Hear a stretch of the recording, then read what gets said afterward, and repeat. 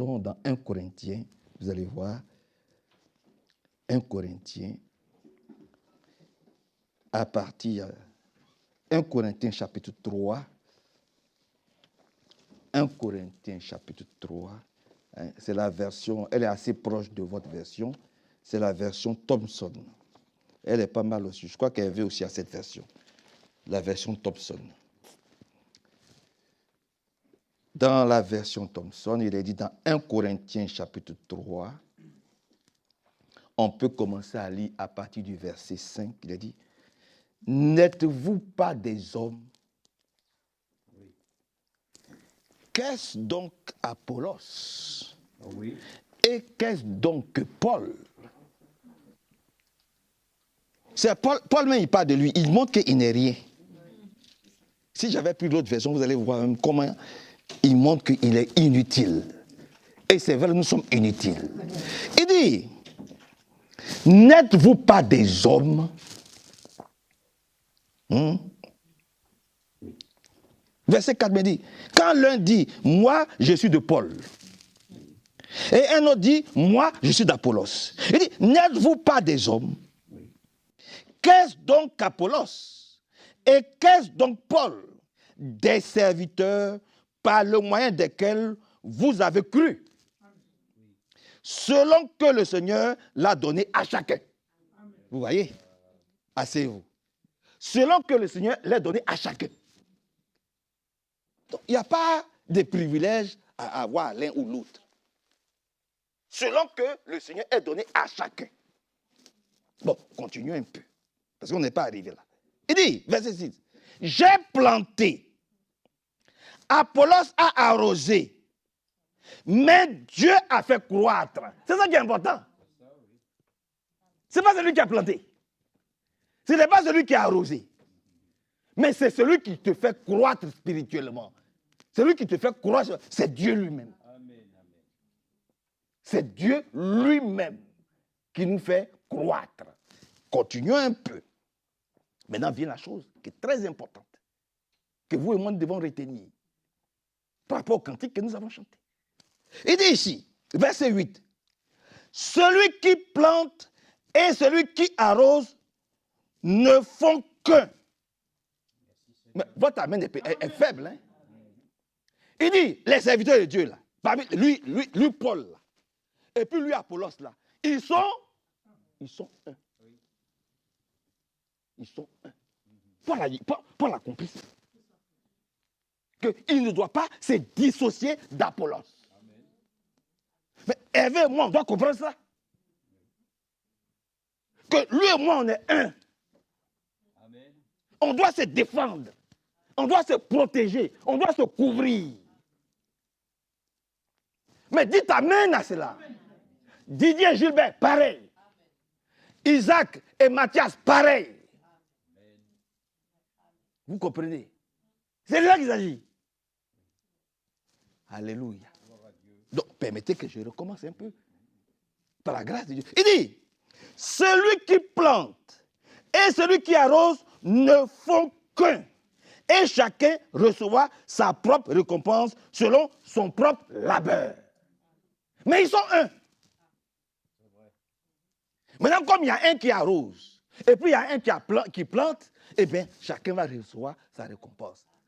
Parce qu'il y a un maçon, il y a un charpentier, amen, il y a un plombier, il y a un électricien.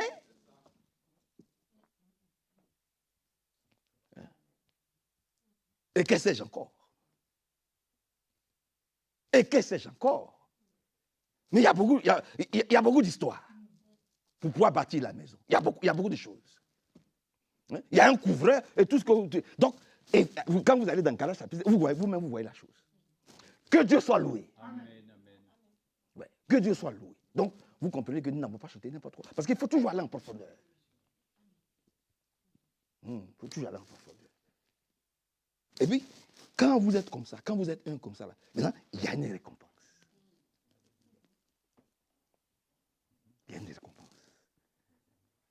Bon, je ne vais pas aller allons dans l'Ancien Testament. Il y a une récompense et nous allons recevoir. Il y a une récompense. C'est dans Exode 23. Oui, tout est lié. Je vais donner, un seul petit truc. Dans Exode 23. Permettez-moi que je dise. Il dit, dans Exode 23, regardez ce qu'il dit ici. Bon, il y a beaucoup de choses. Hein. Mais comme c'est une parole d'introduction, permettez que je présente que cette partie-là. Hein. Même si vous allez me dire, oh frère, c'est dans la chair. Mais bon, c'est important aussi. Que Dieu nous aide. Mais c'est écrit. Et nous sommes dans la chair. Voilà. Nous ne sommes pas des esprits, nous sommes dans la chair. Même si nous sommes baptisés par le Saint-Esprit. Regardez ce qu'il dit dans Exode 23, 25. Vous servez l'Éternel, votre Dieu, il bénira votre pain. Vous avez déjà vu que Jésus-Christ a manqué de quelque chose? Non. Bon, vous avez déjà vu que ceux qui marchaient avec Jésus-Christ, ils ont eu faim? Mais pourtant, il y avait un voleur. Il y avait un voleur dans l'église de Jésus-Christ. Il s'appelait Judas Iscariote. C'est lui qui gardait la bourse et il volait. Mais malgré qu'il volait, les autres, il y avait tellement de l'abondance qu'on ne se rendait même pas compte. Il y avait toujours du pain et l'huile dans l'église du Seigneur Jésus-Christ. Quoi qu'il y avait un voleur. Amen. Vous suivez maintenant? Vous voyez la chose? Il y avait un brigand, frère. Mais tellement il y avait de l'abondance que même quand il volait, les gens ne se rendaient même pas compte qu'il volait. Parce que le Seigneur il multipliait toujours. Pourquoi? Parce qu'il y avait de l'obéissance dans la maison du Seigneur. Vous servez l'Éternel, votre Dieu. Il bénira votre pain et votre eau. Et j'écarterai la maladie du milieu de toi. Dis Amen. Amen. Vous voyez ce que l'obéissance fait. Tu ne manques de rien. Même si ailleurs, au milieu de vous, il y a une teigne qui est en train de nous... Dieu ne manquera rien. Dieu ne manquera de rien. Judas était un grand voleur. Mais posez-vous la question, où est-ce qu'il a trouvé l'argent pour aller s'acheter le champ là, où il s'est pendu? Mais c'est avec l'argent de son vol. Il allait s'acheter un champ. Sans que personne ne sache comment il a trouvé l'argent pour acheter un champ. Il a reçu 30 pièces. Il allait rejeter les 30 pièces, il n'en avait pas besoin. Et il allait se perdre dans son champ. Où a-t-il trouvé là? Il s'est acheté un champ avec l'argent volé, mais le Seigneur n'a même pas parlé de ça. Il y en avait encore. Ils ne se sont même pas rendus compte. Parce que Dieu pourvoit toujours à ceux qui lui obéissent. Ah, lisons, si vous voulez. Il s'est acheté un champ. Avec l'argent du vol, il s'est acheté un champ. Mais c'est dans ce même champ qu'il s'est pendu. Ça ne lui a rien rapporté. Oh, Dieu soit loué, frère. Dieu soit glorifié. On a dit, vous servez l'Éternel, votre Dieu. Il bénira votre pain et votre eau. Et j'écarterai la maladie du milieu de vous. J'écarterai la maladie. Voyez-vous. Que Dieu nous aide. Que Dieu nous conduise. Et que Dieu nous fortifie. Ouais. Sur tous les plans. Ouais. Sur tous les plans, que Dieu nous aide. Alléluia. Et son beau nom soit loué, exalté, célébré et glorifié. Donc, voici ce qu'il fait pour nous. Il dit, les deux sont un. Oui. Il dit, celui qui plante et celui qui arrose ne font que. Alléluia. Là, il a dit, ils étaient d'un même cœur et d'une même âme. Personne ne disait que Cécile lui appelle. Non, non, il faisait tout de façon commune. Et comme il travaillait de façon commune et de façon collégiale, qu'est-ce qui s'est passé au milieu d'eux? Mais Dieu les bénissait. Ils ne manquaient de rien. Ils avançaient, ils ne manquaient de rien. Vous voyez, que cet esprit-là revienne dans l'assemblée, dans notre assemblée et dans toutes les assemblées sœurs, au nom du Seigneur Jésus-Christ, pour que toutes les riches bénédictions de notre Dieu puissent remplir l'Église. Alléluia. Qui connaît Apollos? Qui connaît Apollos? Mais qui connaît Paul? Paul peut rendre témoignage de lui. Et quand tu vas dans Acte 9, on sait comment il a été appelé, comment il a été choisi. Mais il se met comme ça, il dit, Paul, Timothée et Tite, serviteurs de Dieu. Qui est Tite?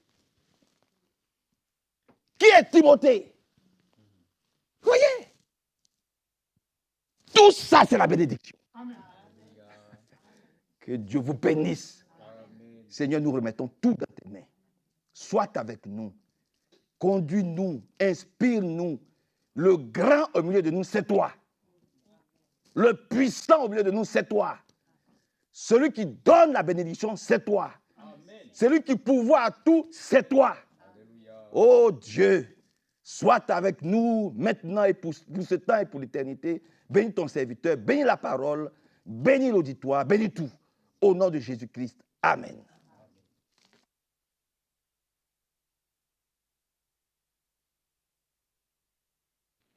Amen. Que le Seigneur soit remercié. Moi, je pense à une chose. L'homme et la femme s'uniront et ils formeront une seule chair. Dans l'unité. Un. Et c'est pour ça qu'on peut penser aussi au psaume 133. Il est bon, il est doux pour des frères de demeurer ensemble. C'est là que Dieu ordonne la bénédiction. Quand on est un, c'est ce que Frère Branham disait. C'était même, pour les États-Unis, chaque État, bien sûr, a son dicton.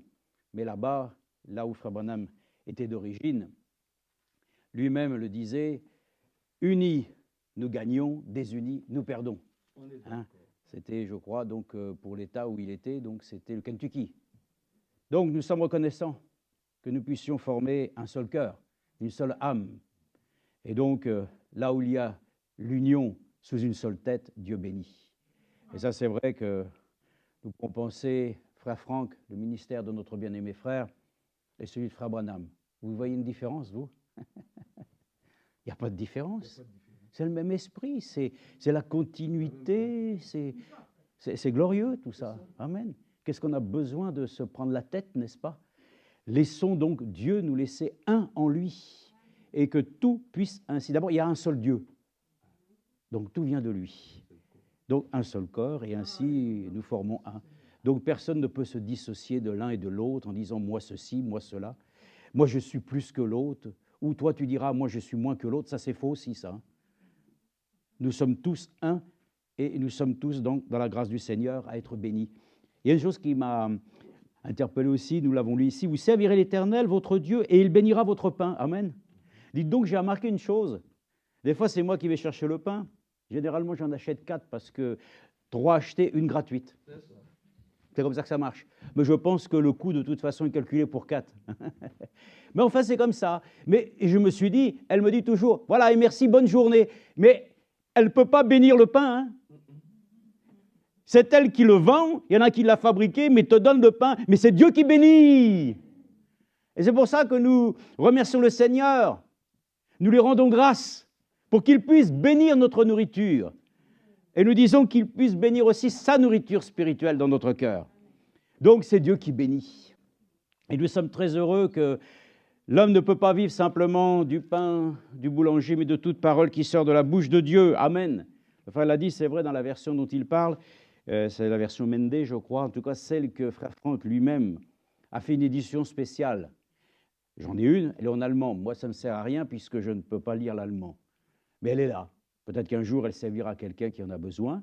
C'est une version sur laquelle, ainsi, nous le savons, en français, c'est impossible à trouver. Moi, je suis allé sur Internet, j'ai regardé, il n'y a pas de traduction. Et si vous allez même dans certaines librairies, c'est marqué rupture ou voilà, bon. On ne peut pas trouver, je ne sais pas pourquoi, c'est impensable. Est-ce que ça dérange?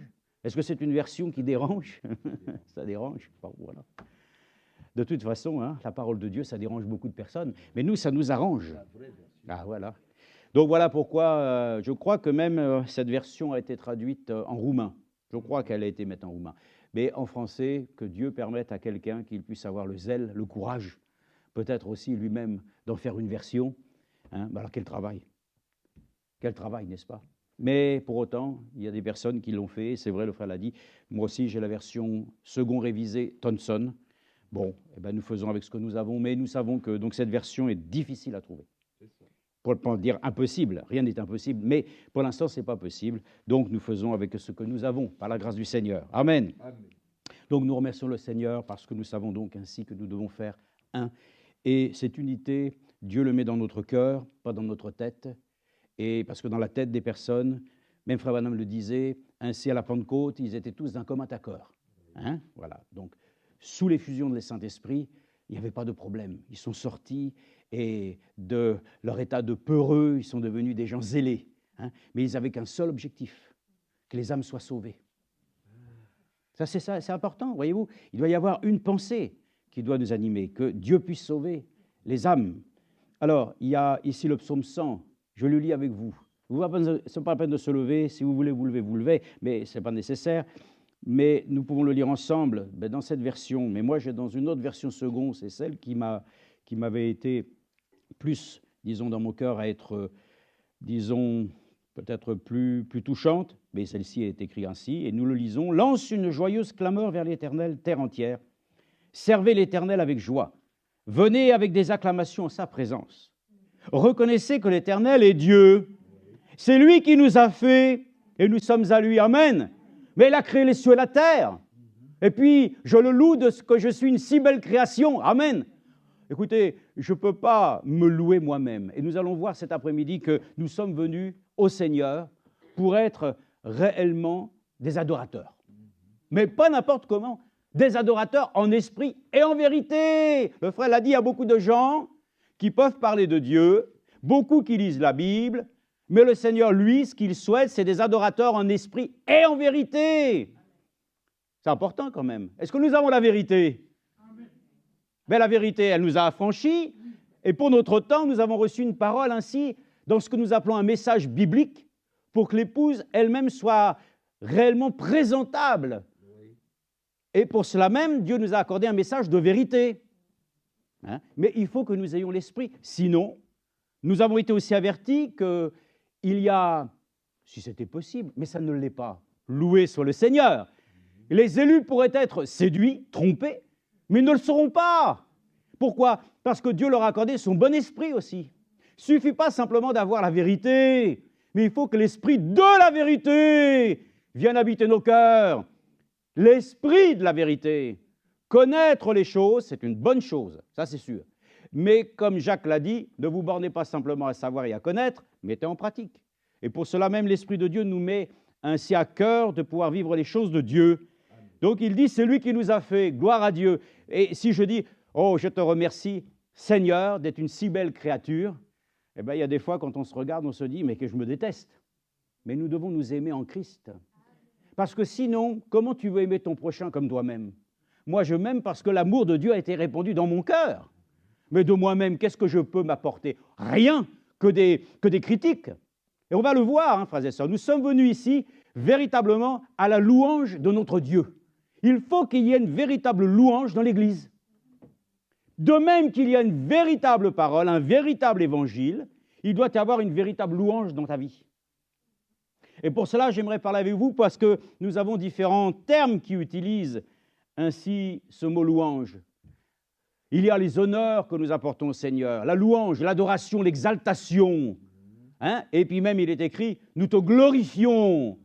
Mais ce sont des choses un peu qui paraissent différentes. Mais enfin, tout cela, si on le ramène à l'Esprit de Dieu, c'est pour une cause commune, parce que Dieu veut dire sujet d'élévation.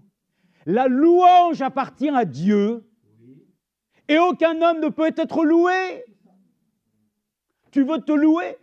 Mais on va le voir, Paul l'a dit lui-même, si j'ai sujet de me glorifier, c'est certainement pas ainsi de ma propre nature. Hein. mais c'est de celui qui vit en moi, qui a fait de moi une nouvelle création. Voilà pourquoi je le dis, je te loue, ô Dieu, cet après-midi, de ce que je suis une si belle créature. Comment? En Jésus-Christ.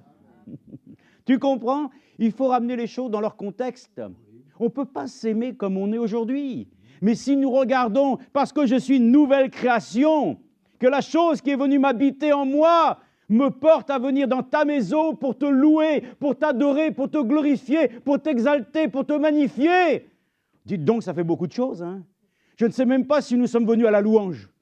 Quant à parler de l'exaltation, c'en est encore une autre. Hein? Frères et sœurs, il faut pourtant que nous arrivions à l'exaltation. Hein? L'exaltation, c'est un niveau encore plus fort, où l'Esprit de Dieu s'empare de nous, et par laquelle ainsi nous rentrons dans les sphères célestes. Je vais vous dire une chose, je suis très heureux lorsque nous voyons que, lorsque dans le livre de l'Apocalypse, les anciens, les 24 anciens, il y en a qui appellent ça les 24 vieillards. Bon, nous appelons ça les anciens. Les 24 anciens, qu'est-ce qu'ils faisaient?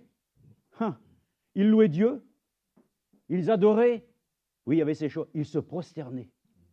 Ils se prosternaient devant cette majesté, amen.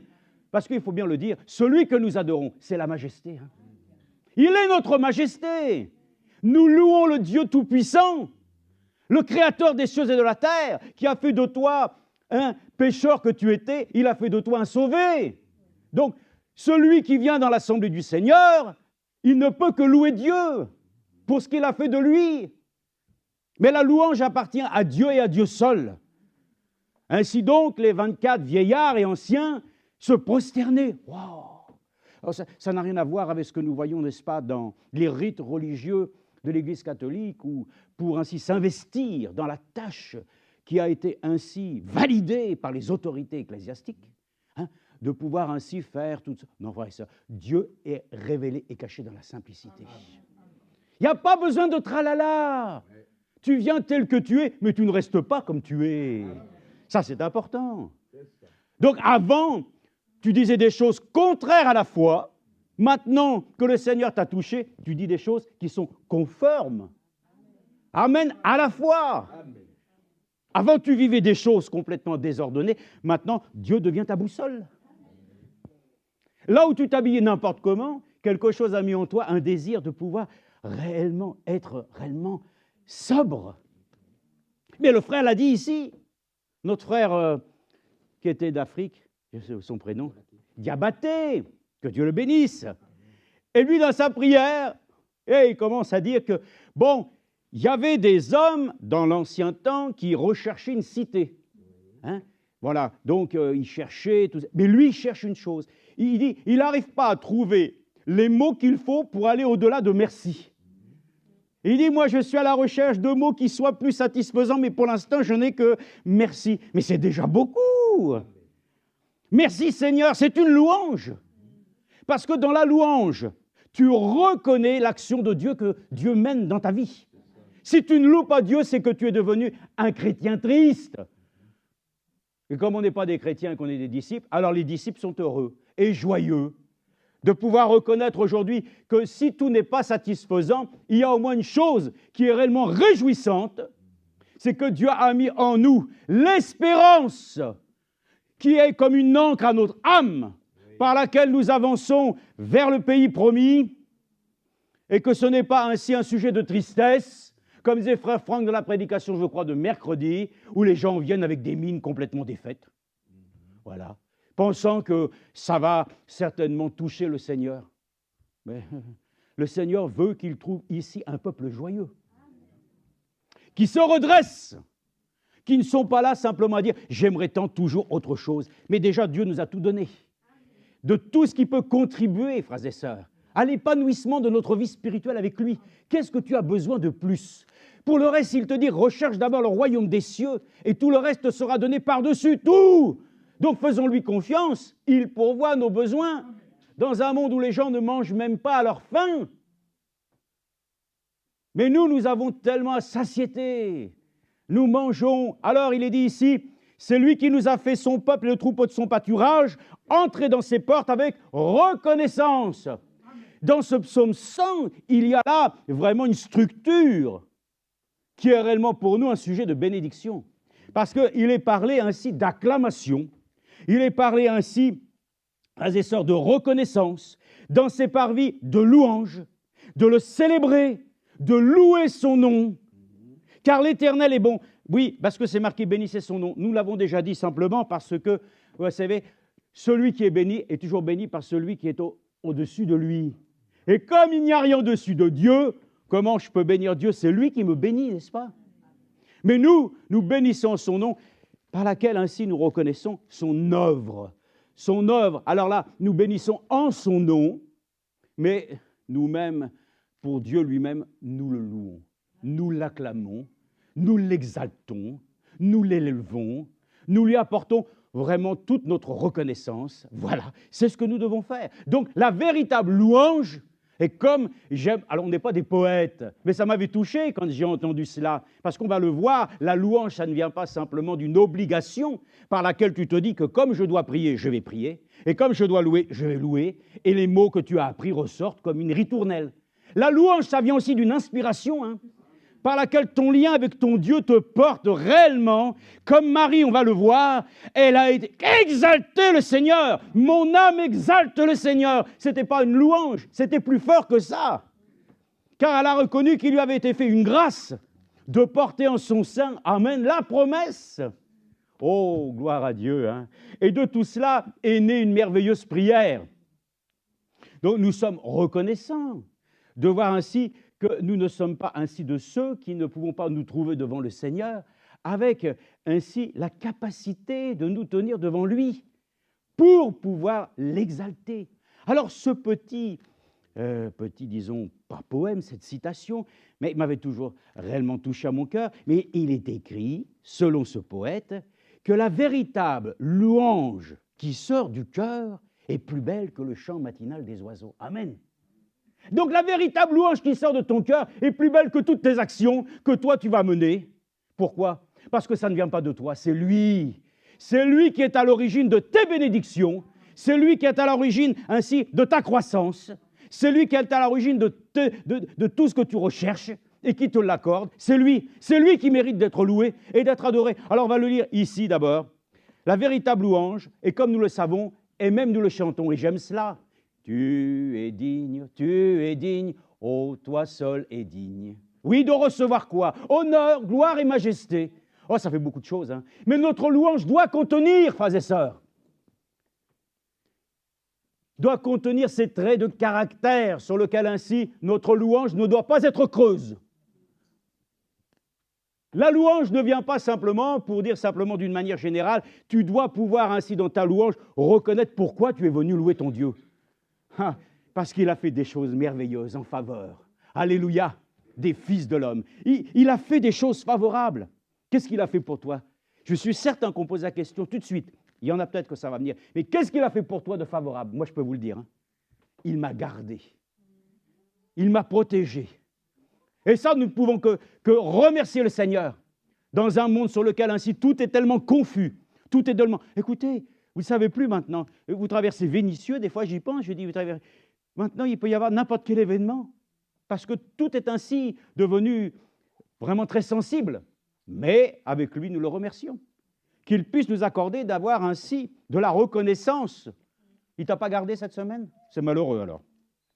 Il ne t'a pas gardé, mais il t'a protégé, tu ne l'as même pas vu. Tu n'as même pas vu toutes les grâces que Dieu est autour de toi, que Dieu nous ouvre les yeux comme pour gazer, pour qu'on voie réellement qu'autour de nous, frères et sœurs, la grâce de Dieu nous accompagne tous les jours. Donc Exode, regardez, Exode 15, 2. On va lire maintenant, Exode 15, 2. Donc la véritable louange doit devenir une adoration. Est-ce que nous adorons Dieu? Oui. Nous adorons le Seigneur et nous devons l'adorer en esprit, en vérité. Voyons simplement dans Exode chapitre 15, verset 2. Oui, je viens là, mais je ne sais pas quoi prier. Écoute, déjà, avant de prier, tu sais ce que tu dois faire? La parole que nous avons, c'est l'enseignement de la prière de Jésus. D'abord, notre Père qui est aux cieux. Reconnais d'abord que tu as un Père dans les cieux. par laquelle ainsi tu peux lui apporter la louange. Tu vas voir, quand tu loues Dieu, quand tu commences à l'exalter, tu vas voir que les voies de la prière vont s'ouvrir. Ouais. Nous, on veut ouvrir la voie de la prière, mais c'est sec. Commençons à rentrer vraiment dans l'élément déjà de la louange. Tout de suite, l'Esprit de Dieu se réjouit. Et en toi, ça crée une bénédiction. C'est propice, frères et sœurs. Dieu est propice. Mais on ne vient pas pour louer Dieu. Mais dans la maison du Seigneur, et là, le frère l'a dit encore mercredi, la maison du Seigneur, vous savez qu'il y avait une différence entre la maison de prière que Jésus a été, par laquelle ils en ont fait une maison de brigands. Donc il est arrivé, et là il a fait, comme nous avons pu entendre de la part de Frère Branham, il a aussi rempli ce rôle de diacre. Il ne pouvait pas supporter que dans cette maison, il y ait du désordre. On faisait de l'argent, c'est pour ça qu'ici, on ne vend rien. On ne vient pas ici pour vendre ses produits. On ne vient pas ici pour faire les choses du monde. Ici, toutes ces choses-là, c'est dehors. Il y a trop de temps et des moyens pour le faire à l'extérieur. Ici, on vient pour adorer Dieu. On vient pour le louer. Donc lui, il est venu, il a chassé les brigands. C'était une maison de prière. Mais il y avait la synagogue. La synagogue était une chose différente. À la synagogue, on venait, on lisait la parole et on l'étudiait. Mais dans la maison, le temple, on venait pour louer et adorer Dieu. Et chacun devenait devant la présence du Seigneur. Amen. Pour être en communion avec lui. Nous aussi, nous avons la chose, mais nous avons les deux ici. Dans l'Assemblée du Seigneur, nous avons à la fois ainsi l'étude de la parole et nous avons la louange. Amen. Les deux sont conjugués ensemble. Amen. Donc nous sommes très heureux que de pouvoir bénéficier de sa présence. Il est dit ici, donc chapitre 15, verset 2, « L'Éternel est ma force et l'objet de mes cantiques. » Amen. On loue Dieu aussi par les cantiques. Voilà pourquoi il a été dit, un disciple aussi du Seigneur Jésus-Christ, il chante le Seigneur, mais avec tout son cœur. Parce que ce que nous chantons doit avoir aussi une raison d'être chanté. Si c'est simplement que nous... Pourquoi tu ne veux pas faire partie de la chorale? Tu n'as pas envie de louer Dieu? Là, dans l'assemblée aussi, on a envie de chanter Dieu. Tu viens parce que ce n'est pas toi qui viens chanter pour toi, tu viens chanter pour ton Dieu. Voyez-vous, ici, on vient pour lui. Ce n'est pas pour toi, pour l'autre, puis je vais me montrer. Non, que personne ne loue personne ici. L'Éternel est ma force et l'objet de mes cantiques. Il est devenu mon salut, il est mon Dieu, je veux lui rendre hommage. Dans d'autres traductions, je veux lui rendre ainsi la louange. Donc tu comprends ce que c'est qu'une louange? Dans la maison du Seigneur, la louange, c'est de lui apporter les hommages. Oh, les hommages, amen. Vous vous rendez compte? Dans le domaine humain, si tu donnes des hommages, on le sait très bien, c'est quand la personne est morte qu'on donne les hommages. C'est là que la personne a toutes les qualités. Mais nous le disons, les hommages, nous les apportons à celui qui est ressuscité, qui est vivant. Alléluia! Il n'est pas mort. Donc c'est pour ça que nous lui apportons tous les hommages et les louanges qu'il doit lui apporter, parce que notre cœur est reconnaissant, il est devenu mon salut. Le salut, alléluia, le salut par grâce, amen. Le salut, frère. Écoutez, je vous le dis, dans ce temps, nous avons reçu un message biblique.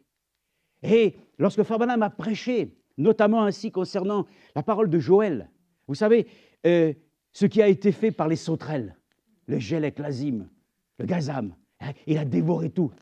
Et il dit la restauration, ce message biblique, alléluia, a rétabli la communion fraternelle, il a restauré l'Église, il a redonné la joie du salut. Il n'y a plus la joie du salut, frères et sœurs. La louange nous manque parce que nous n'avons plus de reconnaissance pour notre salut, alors que c'est la chose la plus essentielle.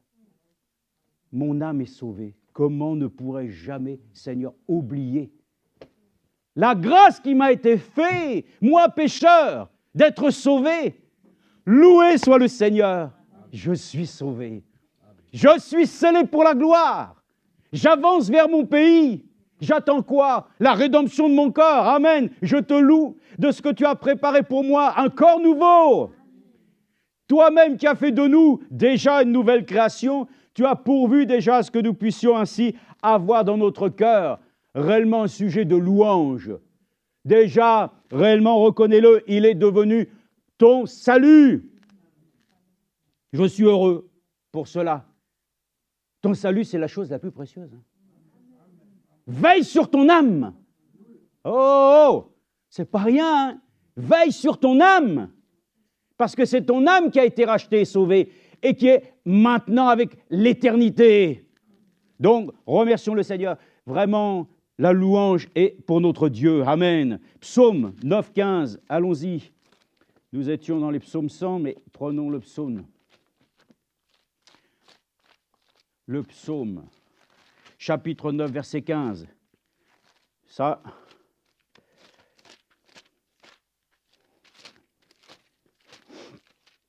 il est écrit ici. Verset 14, « Fais-moi grâce, ô Éternel, vois mon malheur causé par ceux qui me haïssent, toi qui me fais remonter des portes de la mort, afin que je redise toutes tes louanges dans les portes de ta fille de Sion, et que je sois dans l'allégresse à cause de ton salut. » Amen. Encore une fois, c'est insisté, hein? L'allégresse. Mon cœur est dans l'allégresse. J'ai parlé de mon cœur. Le frère l'a dit tout à l'heure, nous sommes des hommes et des femmes. Hein? Mon corps et ma chair peuvent souffrir. Nous avons des faiblesses. Ma tête aussi, parfois, ainsi peut avoir aussi ses faiblesses. Et toutes ces... Mes frères et sœurs, c'est mon âme qui loue le Seigneur. Mon âme exalte le Seigneur et n'oublie aucun de ses bienfaits. Pense à cela, hein? C'est notre âme qui exalte le Seigneur. Le reste de ces choses-là, la chair, elle ne sert de rien. Mais c'est l'Esprit en nous qui vivifie. Hein? Et l'Esprit qui vivifie en nous nous porte dans cette grâce de reconsidérer les choses. Regardez, verset 2, « Je célébrerai l'Éternel de tout mon cœur, je redirai toutes tes merveilles, je me réjouirai en toi, j'exulterai. Je psalmodierai en l'honneur de ton nom, Dieu très haut. Amen. Lorsque mes ennemis reculent, alléluia, ils trébuchent et périssent devant ta face, car tu défends mon droit et ma cause. Tu sièges sur ton trône en juste juge. Amen. Voyez-vous, nous venons ici dans la réunion, et notamment demain, pour célébrer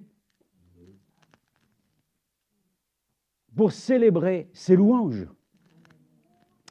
Donc nous sommes heureux de le voir.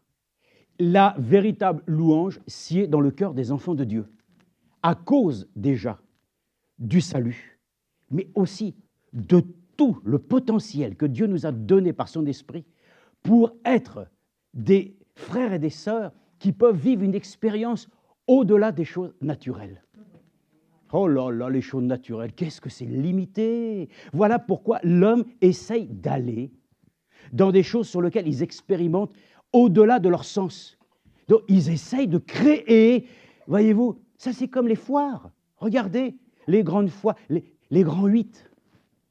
Et puis, vous voyez même des appareils qui montent, qui vont dans tous les sens. Et les gens sortent, ils sont, « Ah, ça t'a fait du bien. » Non, mais enfin, c'est une expérience. Frères et sœurs, l'homme recherche des sensations. Et quand c'est du domaine spirituel, malheureusement, on va chercher ça dans les choses occultes. Oh, frères et sœurs, recherchons notre bonheur là où Dieu nous l'a donné, dans sa présence. Dans sa présence, je rentre dans son esprit, et parce que je rentre dans cette présence, alors mon cœur soudainement a été pris, et il prend conscience du bonheur que j'ai. Le frère l'a dit, vous ne pouvez pas vous rendre compte, même le frère Chakarian avait écrit ici, un livre que j'ai lu, je l'ai lu plusieurs fois quand j'étais jeune. Hein, les gens les plus heureux de la terre, c'est toi! C'est toi, c'est moi! Voilà pourquoi nous n'avons plus ainsi souvent de louanges, parce que nous avons perdu, frères et sœurs, la reconnaissance de ce que Dieu, non pas même a fait pour toi, de ce que Dieu fait pour toi aujourd'hui.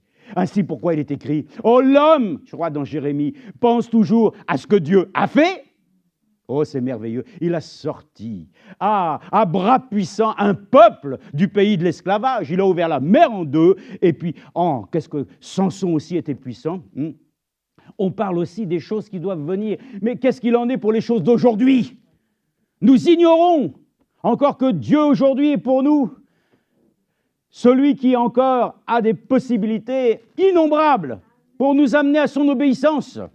et à expérimenter son grand amour. Donc, nous venons dans la louange, c'est une célébration pour l'Éternel.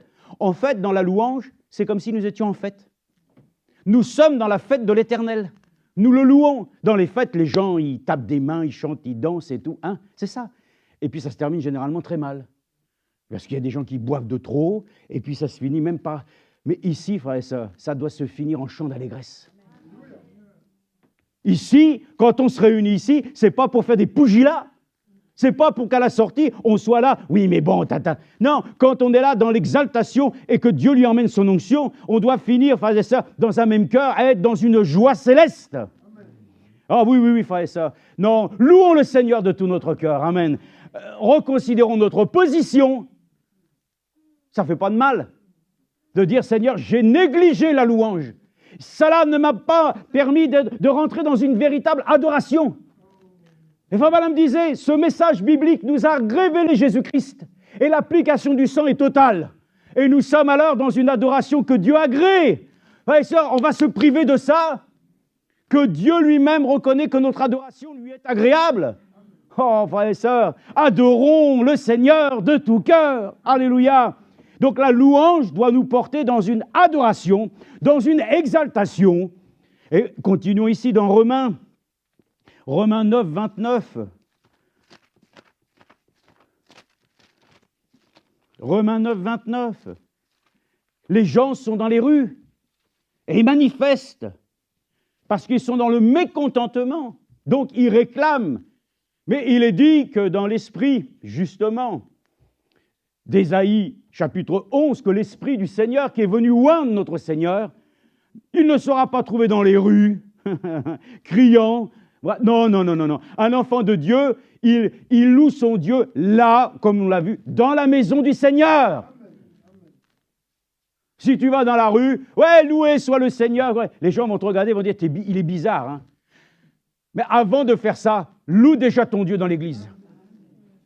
Loue, qu'on voie, et qu'ensemble nous puissions ainsi entrer comme le témoignage de nos frères anciens. Là-bas à Rouen, oh, j'ai tellement entendu ça 2 fois. Même le frère Roger Mathieu, quand il sera là prochainement, il vous le dira.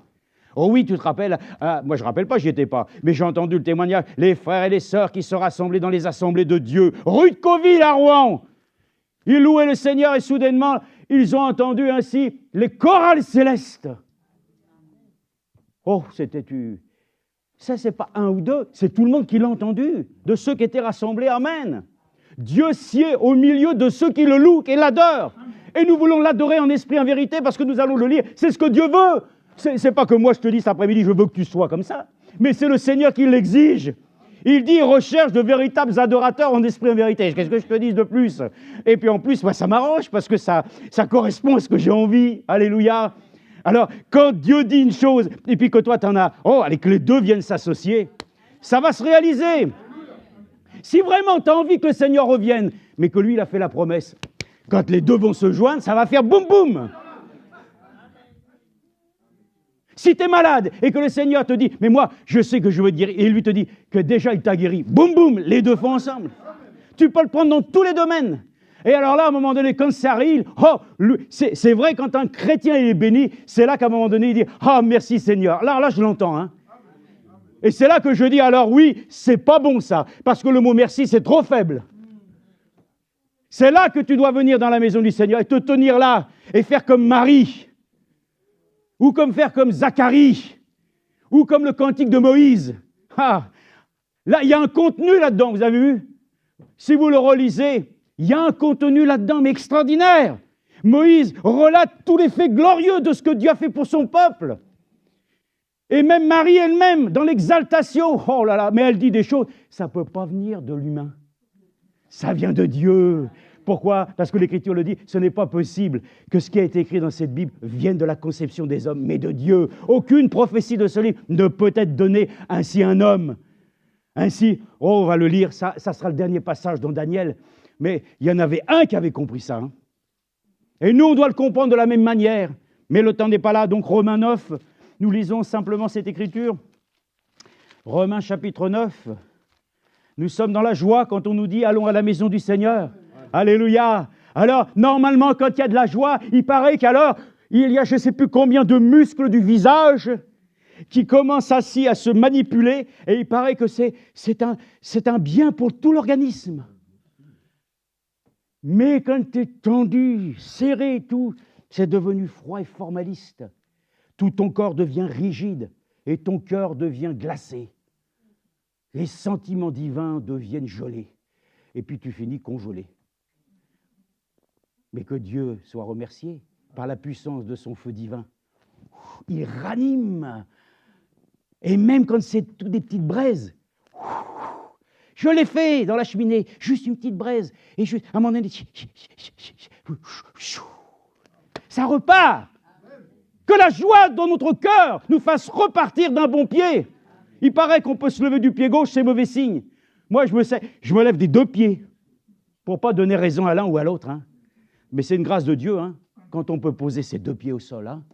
Oh, remerciez soit le Seigneur de son grand amour à notre égard. Romains chapitre 9, verset 15. Il est dit ici encore, car il est dit à Moïse, je ferai miséricorde à qui je ferai miséricorde, et j'aurai compassion de qui j'aurai compassion.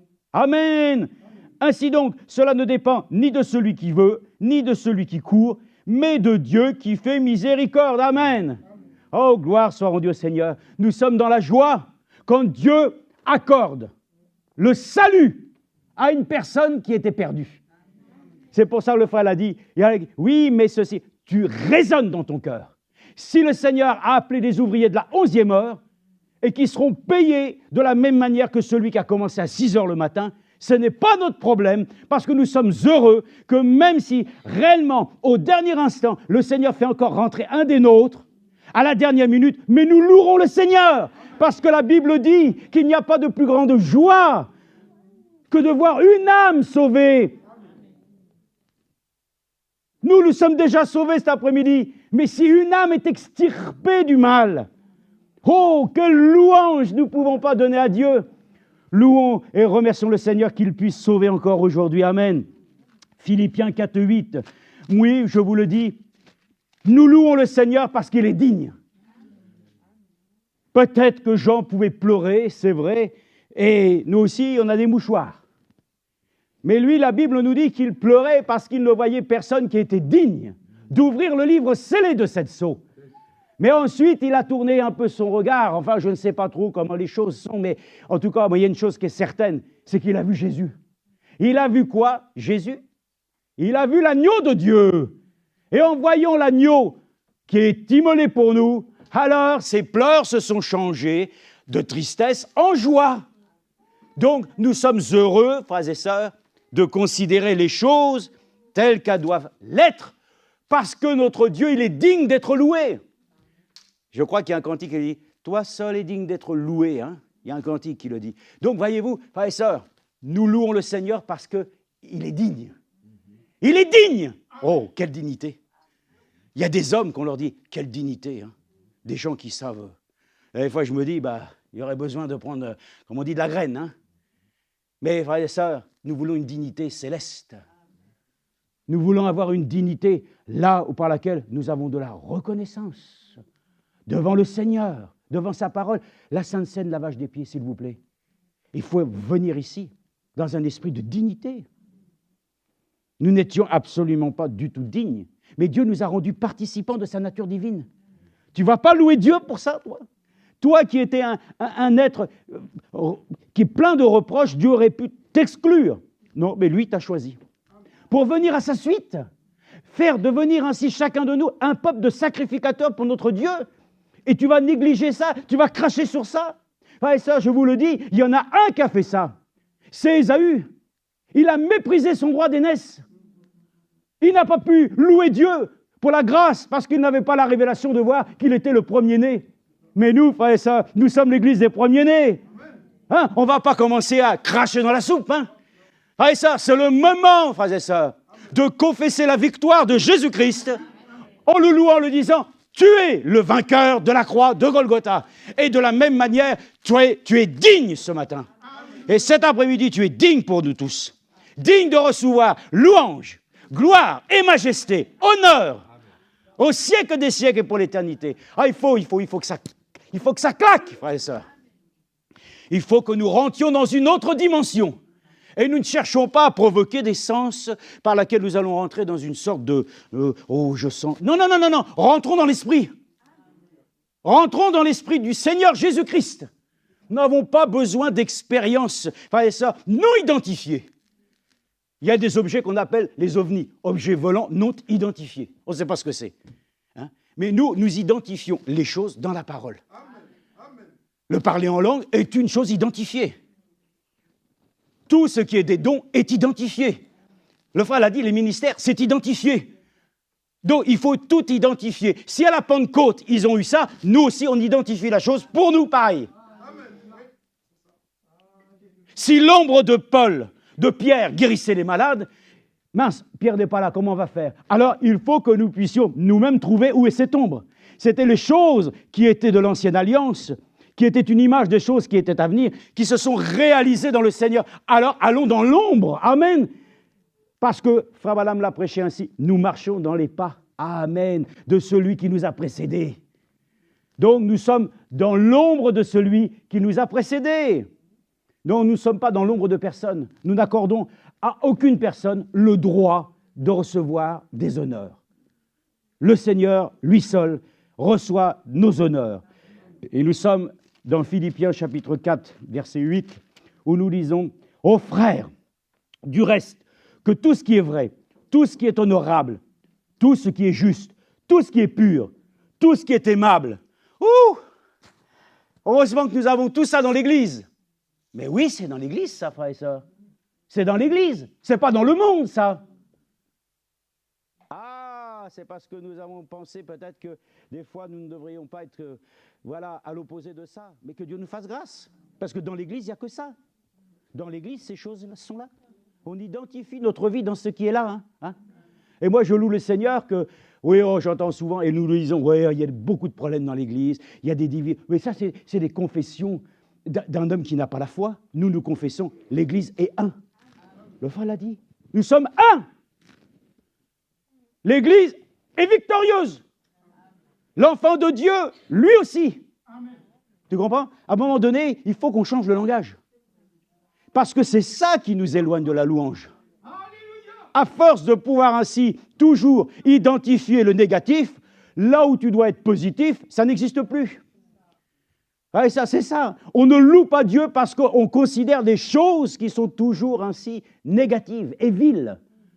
Mais la Bible dit même que vous ne mentionnez même pas ces choses-là. C'est écrit. Que nous mentionnons les valeurs puissantes de Dieu. Parce que c'est la vérité. Nous confessons le Seigneur Jésus-Christ. Alors, il est écrit ici, tout ce qui est honorable, tout ce qui est juste, tout ce qui est pur, tout ce qui est aimable, tout ce qui mérite l'approbation, ce qui est vertueux et digne de louange, soit l'objet de vos pensées. Alléluia. Amen.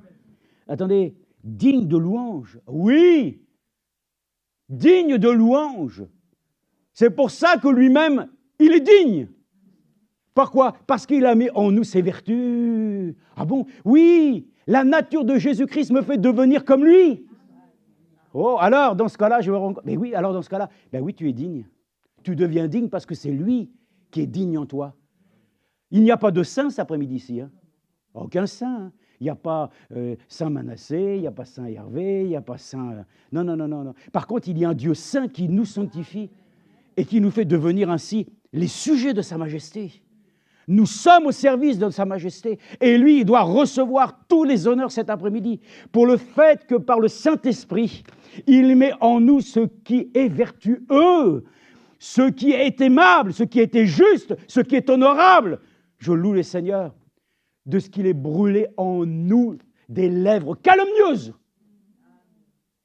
des mots qui n'ont rien à voir avec le ciel, des mots sur lesquels ainsi ce sont des choses, des grossièretés. Oh, merci Seigneur. Oh, loué soit le Seigneur. Je vous l'ai dit, je vais raconter une chose. Je voulais le dire une fois, puis j'ai dit, je vais le dire, mais je ne vais pas dire le fond du chose. Mais c'était un jour, dans le village, tout au début, on était là. Il y avait un homme âgé. Il est toujours âgé d'ailleurs. Et d'ailleurs, quand il y a des cérémonies, il porte le drapeau. Le drapeau français, ça veut dire qu'il a fait la guerre de 14-40. Bon. Et puis, on parle d'une chose et d'autre, et à un moment donné, Et il me dit une chose, et il m'envoie un pic. Ah, il m'envoie un pic. Moi, j'avais une arbalète, moi. J'allais le... Oh, mais je remercie le Seigneur. Hein. J'allais dire une chose, mais après, combien le Seigneur m'a gardé de dire cette chose-là. Par respect, mais puis même par la chose que Dieu... J'ai réalisé après. Ça, c'était le vieil homme. Hein. Le vieil homme, il allait dire une chose. Oh, ça m'était KO. Hein. Mais je remercie et je loue le Seigneur. Quand il garde nos bouches, quand il garde nos vies de mauvaises actions, de mauvaises réactions, de mauvais propos, mais je le loue, oh Dieu. Vous ne pouvez pas savoir que ma louange alors, mon adoration repose, Seigneur, tu m'as gardé de faire une bêtise, une erreur qui pourrait être irrémédiable. Mais louez-le, frères et sœurs, dans son sanctuaire. Que disent les rachetés du Seigneur? Loué soit le Dieu très haut. Pourquoi? Parce qu'il a fait en faveur de chacun d'entre nous, mais des grâces imméritées. Moi, je le loue parce qu'il sait dans nos vies nous garder, de prendre soin, frères et sœurs, de commettre l'irrémédiable. Il nous garde, frères et sœurs. Oui, c'est merveilleux. Digne de louange soit l'objet de nos pensées. Et voilà, dans nos pensées, il doit y avoir ainsi une louange pour Dieu quelque part. Amen. Il y a des fois, j'ai pensé ça, des choses qui vous arrivent. Hop là, une situation, vous êtes en voiture, vous voyez tout. Oh là là, merci Seigneur. Hein. C'est vrai, parce qu'on se rend compte que tout dépend de lui, n'est-ce pas? Amen. 1 Pierre 1,7. 1 Pierre chapitre 1, verset 7. Vous allez voir ensuite que quand on a pris conscience de cette louange, ça nous porte dans l'adoration. Ah oui, oui, on va dans une adoration sincère, profonde. Et l'adoration nous amène dans l'exaltation. Et l'exaltation, ça nous amène ainsi dans la magnificence pour le glorifier pleinement. Il faut qu'il soit glorifié. Tu le sais, ça? La louange, ça, c'est tes mots, hein, tu le remercies. Mais maintenant, il faut qu'il soit glorifié. Comment? Il nous a donné le Saint-Esprit, il a dit, alors, il nous a justifiés, il nous a sanctifiés, mais il nous a aussi glorifiés. Ah oui, il nous a donné ainsi par la grâce son esprit. Mais ça aussi, on a oublié. Hein. On apporte la louange avec nos lèvres, mais quand dans notre propre vie, on vit Christ, on le glorifie. Amen. Voilà pourquoi Paul a dit, nous le glorifions dans nos vies. Ça, on l'oublie, ça. Hein. On pense simplement à la louange, l'adoration, que ça va être... Oui, ce sont des choses par lesquelles on confesse, mais il y a quelque chose de plus grand aussi, qui te met ainsi dans une situation où tu le glorifies. Tu élèves son nom, comment? Par le témoignage. Oh, c'est ce que le Seigneur, le Dieu Tout-Puissant, avait voulu que ce soit l'arche de l'Alliance, le témoignage pour le peuple d'Israël. Ah, une boîte de bois, hein. Oui, mais ça contenait les essentiels. Ça contenait toute l'œuvre de Dieu. Mais aujourd'hui, c'est toi qui contiens ces choses. C'est lui qui a mis la manne dans ta vie. C'est lui qui a mis l'arche de l'Alliance et le bâton. Amen. Nous sommes cette arche de l'Alliance. Et parce que nous possédons ces choses en nous, frères et sœurs, et que nous le servons avec intégrité, alors nous le glorifions. Amen. Ben oui, ben c'est beau ça. Hein. Bon, glorifier Dieu, ça doit être un objectif pour nous. Hein. Pas simplement avec des mots, hein, mais aussi avec nos vies. Permettez-moi donc de le lire ici. Comme j'ai dit, 1 Pierre 1,7, c'est ça j'ai dit? Oui, 1 Pierre chapitre 1, verset 7, où il est dit. 1 Pierre chapitre 1, verset 7, oui, alors vous, oui. Verset 5, à vous qui êtes gardés en la puissance de Dieu par la foi, pour le salut prêt à être révélé dans les derniers temps, vous en tressaillez d'allégresse, quoique vous soyez maintenant pour un peu de temps, puisqu'il le faut affliger par diverses épreuves, afin que votre foi éprouvée, bien plus précieuse que l'or périssable, cependant éprouvée par le feu, écoutez, se trouve être un sujet de louange, de gloire et d'honneur lors de la révélation de Jésus-Christ. Amen. Est-ce que c'est pour toi, les épreuves sont un sujet de louange? Mais écoutez, toutes les choses qui nous paraissent embêtantes, Dieu les utilise parce qu'elles concourent à notre bien, afin qu'elles deviennent, frères et sœurs, comme il est écrit, un sujet de louange. Mais généralement, vous savez qu'on loue Dieu quand on a la victoire. Mais il faudrait le louer déjà, en toutes circonstances, même quand on commence à sentir le roussi. Et des fois on dit, cette situation, je la sens mal. Loue ton Dieu.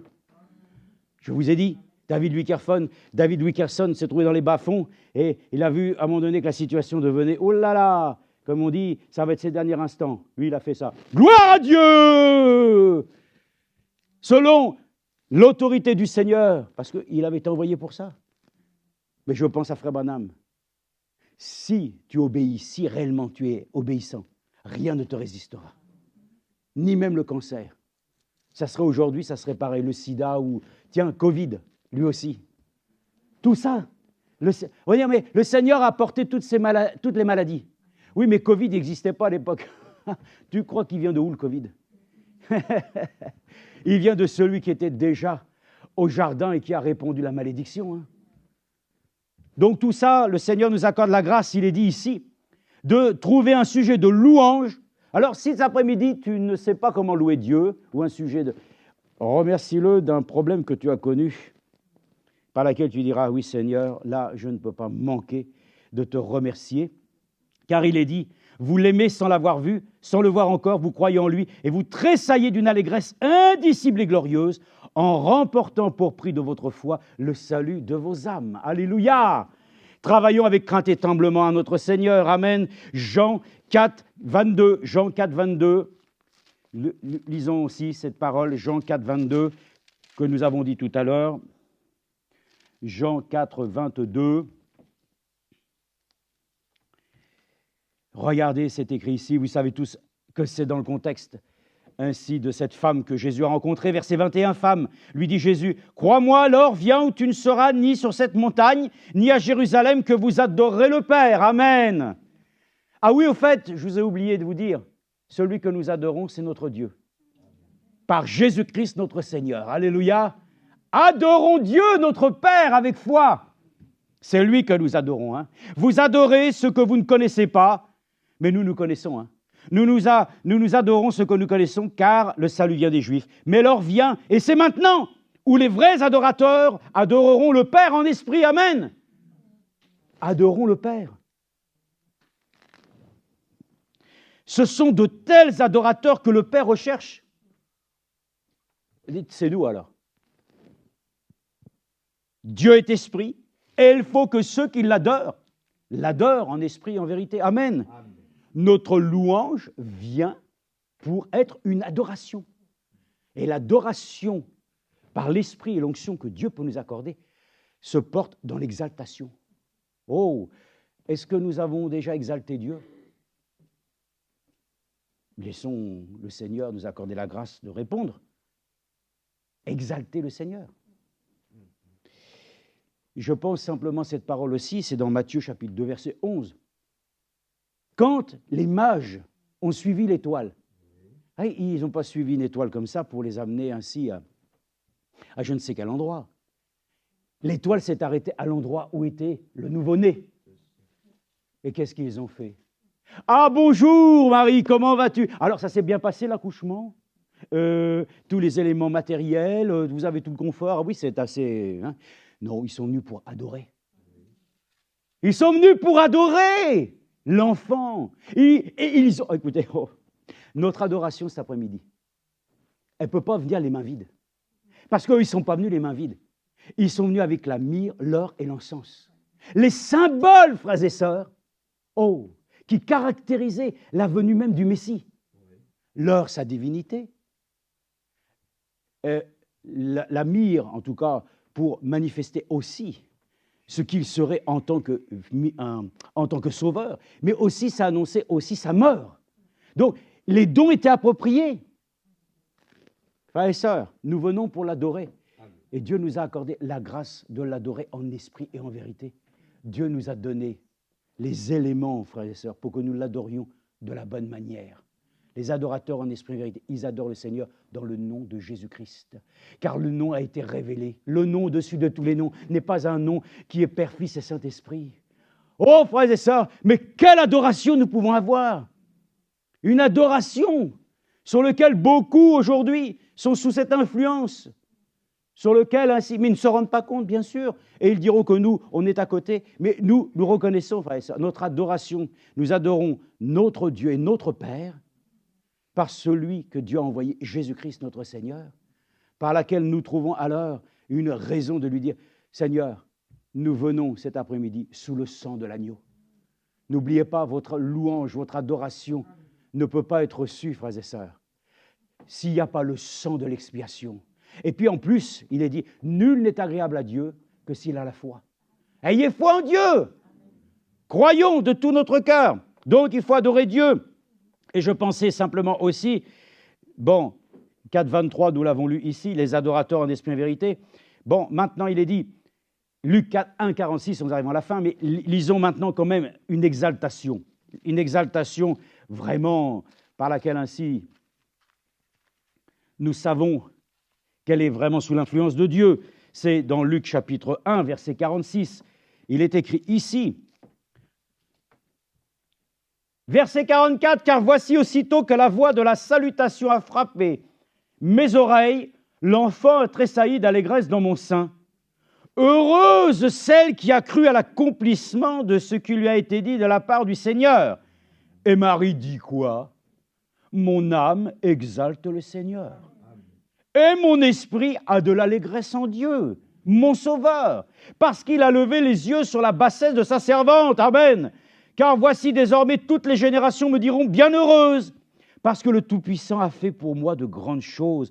Son nom est saint, et sa miséricorde s'étend d'âge en âge sur ceux qui le craignent. Il a déployé la force de son bras, et ainsi de suite. » Et en fait, ça termine au verset 55, « Comme il l'avait dit à nos pères envers Abraham et à sa descendance pour toujours. » Amen.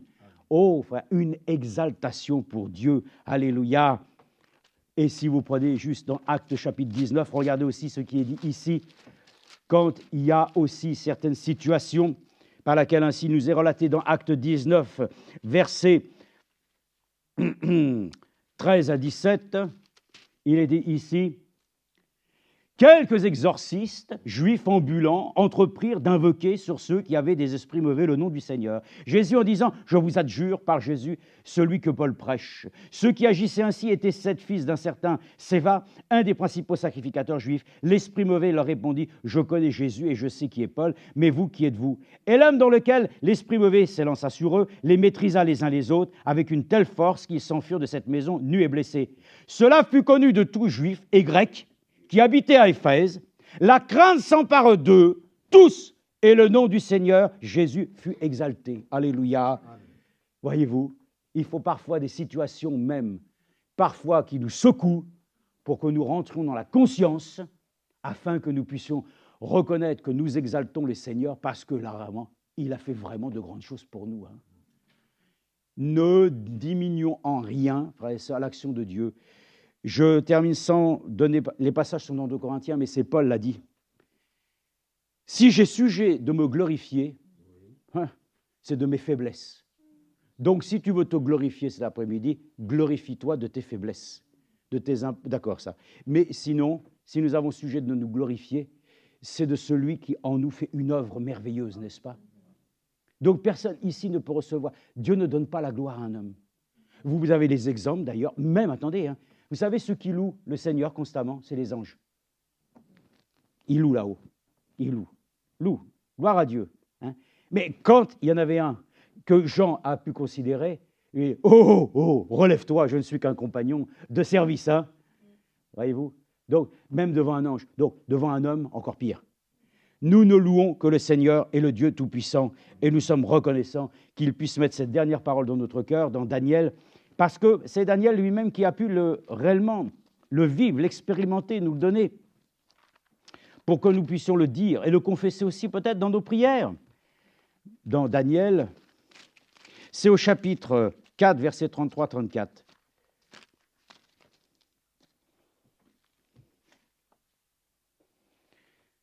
Dans Ésaïe aussi, 9, verset 5, des choses merveilleuses sont dites au sujet du Seigneur, mais vous savez tous, il est dit que quand il viendrait, on l'appellerait Dieu puissant, fidèle, aussi l'alpha et l'oméga, il est tout. bien sûr, on peut le louer. Mais il y a une chose qui est importante. Quand on voit des choses, généralement, qui sont liées à la terre, les hommes, malheureusement, font une grave erreur. Admirable, conseiller, prince de la paix, c'est ça. Hein, voilà. Nous aussi, nous le disons, hein, il est conseiller, il est prince de la paix, amen. Ça fait partie des mots de notre louange, alléluia. Mais dans le monde, il faut une grave erreur. Oh, c'est beau, parce que la création est belle, et les montagnes, oui, gloire à Dieu, mais nous adorons pas la créature, nous aimons le Créateur. Hein? Adorons le Créateur. Tout ce qui est lié à la création, de toute façon, ça vient de Dieu, mais nous louons le Créateur. Amen. Et ça, c'est très important que nous puissions le dire. En tout cas, on l'appellera conseiller, admirable, Dieu puissant. Amen. Et nous le disons, il est vraiment cela, notre Seigneur. Et dans Daniel, il est dit ici, donc Daniel chapitre 4, verset 23, vous savez tous ce que Daniel a vécu, et on lit à partir du verset 24, chapitre 4, voilà, j'y suis, 4, 33. On essaie de trouver. Oui. Non, c'est l'expérience que relate maintenant Nebuchadnezzar. Tout le monde connaît par quoi il est passé. Vous savez que ses cheveux étaient longs, les ongles étaient comme ceux d'un aigle. Il a vécu 7 années, il mangeait de l'herbe. Quelle expérience, hein? Mais il a été comme ça, laissé, je ne sais pas s'il était dans un pré ou j'en sais rien, mais le Seigneur l'a relevé. L'histoire nous dit qu'ils ne l'ont pas considéré simplement comme un fou. Il a vécu ces 7 années comme ça, mais il y avait une promesse. Et regardez ce qui est dit ici, lui-même, alors que Daniel avait reconnu avant qu'il est le seul, le Dieu, qui est capable de révéler les secrets, les mystères, tout ça. Il n'y a que Dieu qui est capable de le faire. Hein? Donc nous le louons pour la révélation qu'il nous a accordée. Hein? Pas la compréhension, la révélation. Mais il dit ici, moi, après le temps marqué, moi, Nebuchadnezzar, je levai les yeux vers le ciel et la raison me revint. J'ai béni le Très-Haut, j'ai loué le Très-Haut, j'ai loué et glorifié celui qui vit éternellement, celui dont la domination est une domination éternelle et dont le règne subsiste de génération en génération. Amen. Il reprend la raison, il était là comme un animal, et il reprend la raison, et regardez, à cet instant-là, en un instant, les paroles qui sortent de sa bouche.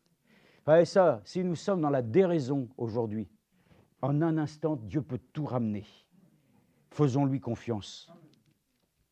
Tous les habitants de la terre sont comme s'ils n'avaient pas de valeur.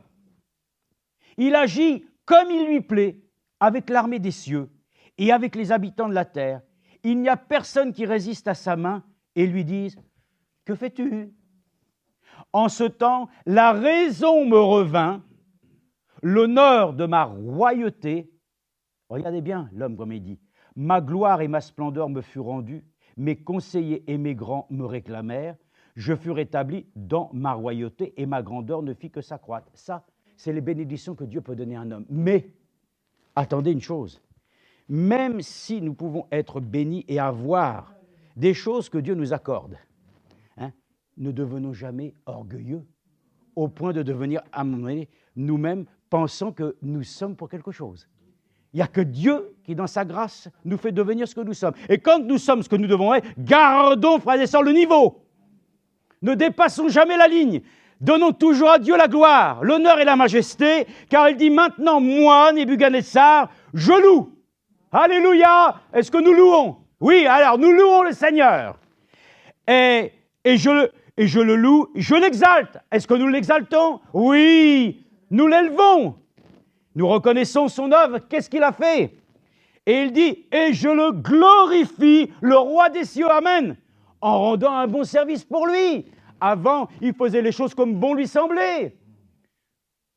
Donc c'est pour ça que je vous ai dit, on le glorifie dans notre vie parce que nous servons le Seigneur, nous lui faisons ce qui lui est agréable. Nous l'exaltons parce que nous avons reconnu qu'il a fait des choses extraordinaires dans nos vies et nous le louons simplement pour le simple fait que déjà, nous puissions nous trouver dans sa présence, d'avoir ainsi, comme il a été dit tout à l'heure, le bénéfice d'entendre sa parole.